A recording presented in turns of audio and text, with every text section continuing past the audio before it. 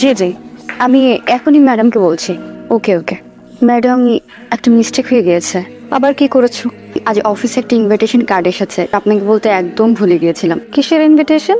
খন্দকার গ্রুপের স্পেশাল পার্টির আয়োজন করেছেন, আপনাকে অবশ্যই অ্যাটেন্ড করতে বলেছেন। ওনাদের পার্টিগুলো তো অনেক স্পেশাল হয়। আই মিন শহরের সব বড় বড় বিজনেসম্যানরা ওই পার্টি, আর আমি ওখানে ইনভাইটেড। আমি ওখানে গেলে আমাদের কোম্পানি সম্পর্কে অনেকে নতুন করে জানতে পারবে। ওকে, আমি অ্যাটেন্ড করব। ওনার ফেস আমাকে বারবার কনফার্ম করতে বললেন আপনি যেন স্যারকে নিয়েই অ্যাটেন্ড করেন। তুমি এখন যাও, কালকে সকালে টাইমলি চলে এসো। ঠিক আছে।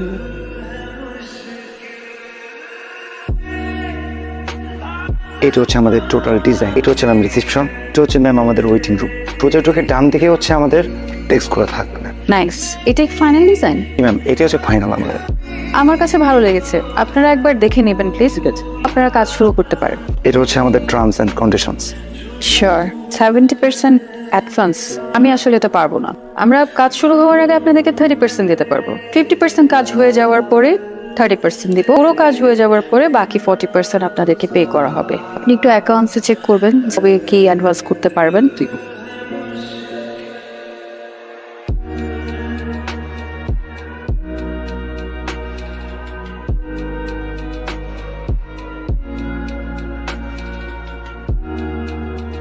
নোংরা জামা কাপড় পরা লোকজনের সাথে আড্ডা দিচ্ছে। আমার হাজবেন্ড এমন করে, কিভাবে সহ্য করবো এগুলো আমি?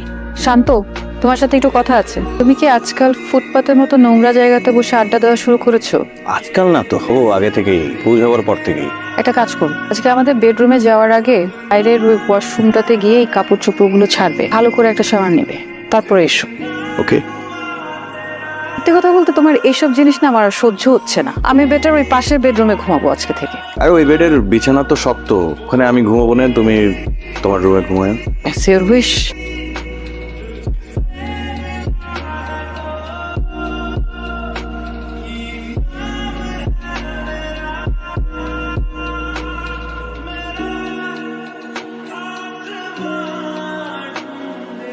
স্যার কি যাচ্ছে না?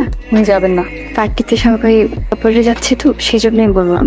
সবার পার্টনার তো ফ্রি থাকতে পারে না, তাই না? কেউ কেউ বিজি থাকে, কেউ দেশের বাইরে থাকতে পারে, পারে না? সেটা তো অবশ্যই পারে।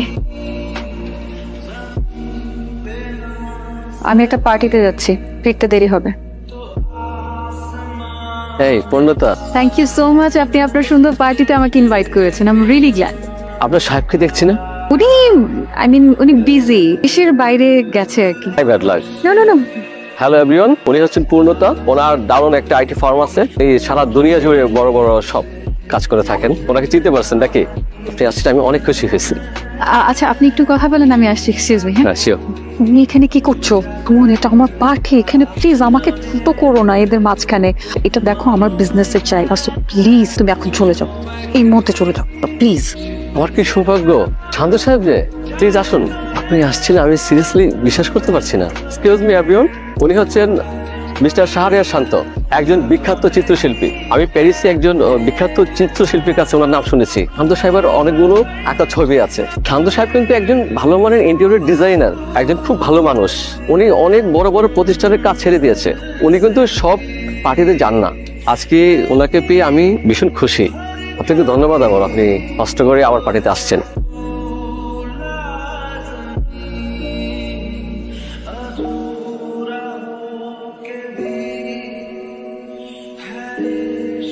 আসবো? আসুন।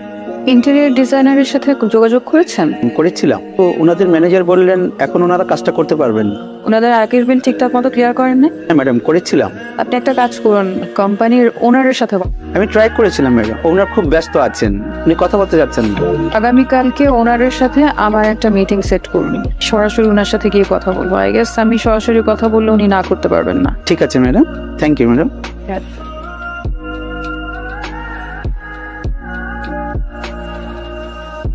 স্যার, যাদের কাজটা না করে দিয়েছিলেন সেই কোম্পানির সিইও আসছে, আপনার সাথে দেখা করতে চায়। কেন? বলেছে আপনার সাথে কথা বলতে চায়। ঠিক আছে, আসতে বলো।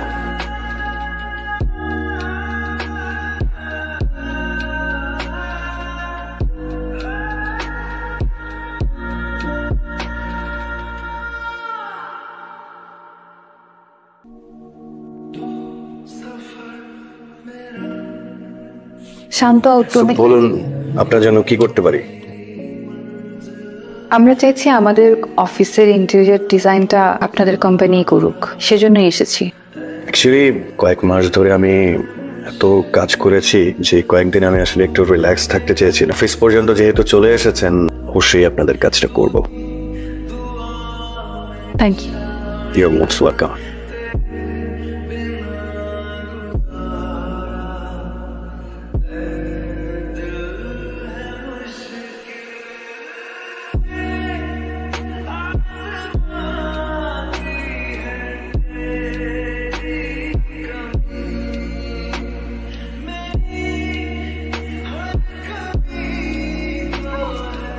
হ্যালো, আমি শান্তর ওয়াইফ। আপনাদেরকে এখানে দেখলাম, তাই ভাবলাম একটু আড্ডা দিয়ে যাই। বসি না, চা খাবো। যা আচ্ছা ভাবি, মানতে পারতেছ না যে আপনি আমাদের সাথে আড্ডা।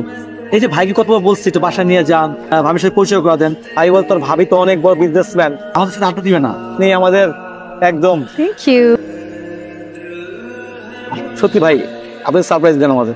ভাবি থ্যাংক ইউ ভাবি আসার জন্য। ভাবি আসতে চাচ্ছিলাম, আমার মনে হলো যে গল্প করি আপনাদের সাথে এখানে। চাটা কিন্তু দুর্দান্ত খারাপ, এটা বুঝতে পারছেন?